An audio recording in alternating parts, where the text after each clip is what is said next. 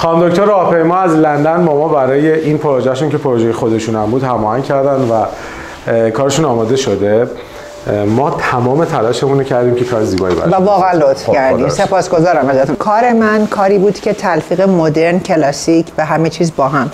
فینیشینگتون عالی بود، از پایه‌های استیل مدرنتون تا چوبی که برام بریدید. فارسی بور میگن چی میگن؟ بله کاری که کردید بسیار یه حس طبیعی بهم میده که انگار خونم وسط طبیعت و نیچره، ولی خب در واقع خونه است. همون استیل در جلوی کافی تیبلم کار شده و از کتابخونه شاهکار. من نمیدونم چطور بگم، چقدر توی فیلم نشون داده میشه متوجه نمیدونم. خیلی لطف کردین جناب زارعی، برام یه فضایی میز کار به من دادید و دو تا قفسه بالا که هم قابلیت استفاده کتابخونه رو دارم و هم دکوراتیو و دیزاینه. و واقعا از تیم عالیتون، تیم خوبتون جناب زارعی، واقعا ممنونم. پیدا کردن تیم خوب داخل ایران مثل پیدا کردن یخ داخل کویره. اینو من به جرئت میگم. نه باور کنید، من برای جمع کردن این پروژه، خب چوب یکی از چیزایی بود که مزاحم شما شدیم. لوسترای زیبایی منو نگاه کنید.